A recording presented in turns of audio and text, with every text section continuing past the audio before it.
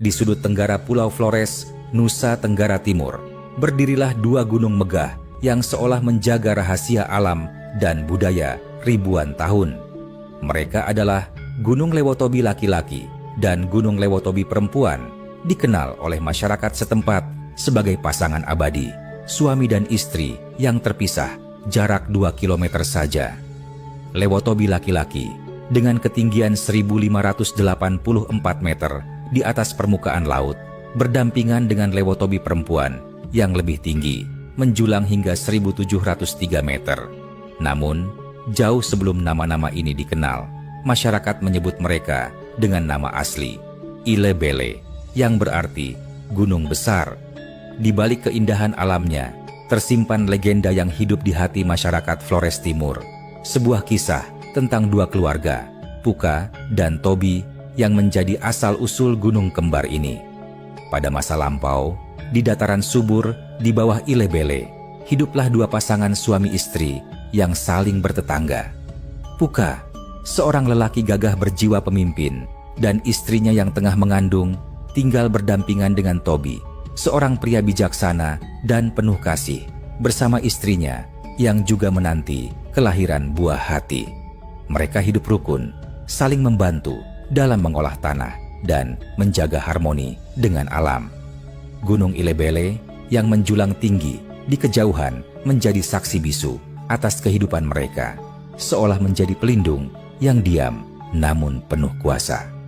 Suatu malam, di bawah cahaya bulan purnama, Puka dan Tobi duduk bersama, menatap Ilebele yang diselimuti kegelapan misterius. Mereka membuat janji suci tentang anak-anak yang akan lahir dari rahim istri mereka. "Jika anakku perempuan," kata Puka dengan suara tegas, "aku akan menjadi mame, om, bagi keluargamu, Tobi. Namun, jika anakmu laki-laki, kau akan menjadi opu, iparku." Tobi tersenyum bijak, mengangguk setuju. Janji ini bukan sekadar kata-kata, melainkan ikatan yang akan mengubah nasib mereka dan tanah tempat mereka berpijak.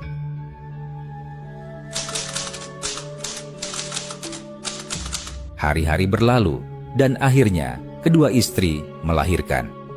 Dari keluarga Tobi, lahirlah seorang putri cantik jelita yang dinamai Wae, yang berarti air, lambang kelembutan dan kehidupan. Sementara itu, dari keluarga Puka, lahirlah seorang putra tampan dan kuat yang diberi nama Lake, yang berarti lelaki, simbol kekuatan dan keberanian. Sesuai janji, Puka menjadi mame bagi Wae, sementara Tobi menjadi opu bagi Lake. Namun, kebahagiaan ini tak bertahan lama. Perselisihan mulai muncul, seperti awan gelap yang perlahan menutupi sinar matahari. Puka, dengan sifatnya yang ambisius, ingin menunjukkan bahwa keluarganya lebih unggul. Ia mulai membangun sebuah bukit dari pasir dan batu di ladangnya, bertekad menjadikannya tanda kebesaran keluarganya. "Aku akan membuktikan bahwa Lake, putraku, adalah pewaris sejati tanah ini," katanya dengan nada penuh semangat. Tobi, yang lebih tenang dan rendah hati, hanya menggelengkan kepala. "Puka, kita bersaudara, bukan musuh. Mengapa kau membiarkan keangkuhan memisahkan kita?" Namun, kata-kata bijak Tobi tak mampu meredam api ambisi di hati Puka. Bukit yang dibangun Puka semakin tinggi, namun alam seolah tak merestuinya. Hujan deras turun, angin kencang menghantam, dan tanah yang ia susun runtuh berulang kali. Puka tak menyerah. Ia terus bekerja hingga rambutnya memutih dan tangannya penuh luka. Sementara itu, di keluarga Tobi, Wae tumbuh menjadi gadis yang lembut dan penuh kasih. Namun ia sering menatap bukit Puka dengan rasa takut. Ia merasakan getaran aneh dari Ilebele, seolah gunung itu hidup dan marah.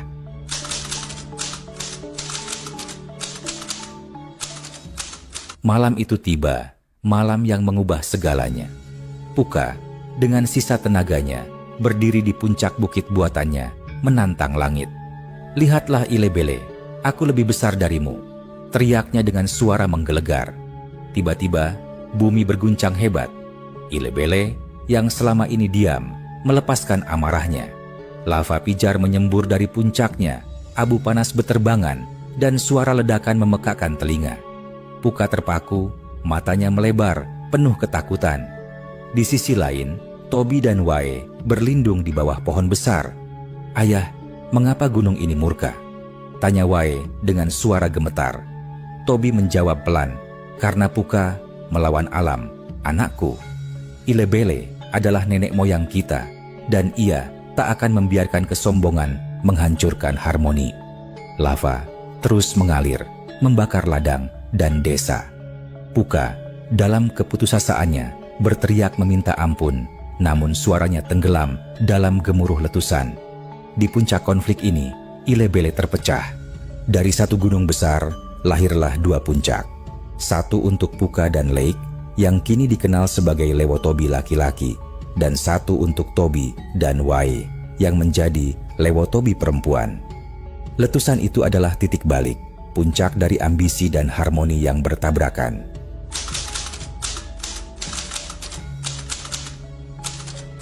Setelah amarah Ilebele reda, keheningan menyelimuti Flores Timur. Puka, yang selamat dari letusan, jatuh tersungkur di kaki bukitnya yang kini rata dengan tanah. Ia menatap Lewotobi laki-laki dengan pandangan kosong, menyadari kesalahannya. Di sisi lain, Tobi dan Wae kembali ke desa mereka, membawa harapan baru. Mereka tahu perdamaian harus dibangun kembali. "Saudaraku," kata Tobi dengan suara lembut, "marilah kita akhiri perselisihan ini. Gunung telah berbicara, dan kita harus mendengar." Puka, dengan air mata berlinang, menerima uluran tangan Tobi. Bersama, mereka membangun sebuah tradisi, Tuba Ile, ritual adat di mana kedua suku memberikan sesajen kepada Lewotobi sebagai tanda penghormatan dan permintaan maaf kepada alam. Dua suku itu bersatu kembali, belajar dari kesalahan masa lalu. Lewotobi laki-laki dan perempuan kini berdiri sebagai pengingat bahwa harmoni dengan alam dan sesama adalah jalan menuju kedamaian. Letusan itu bukan akhir, melainkan awal dari kehidupan baru.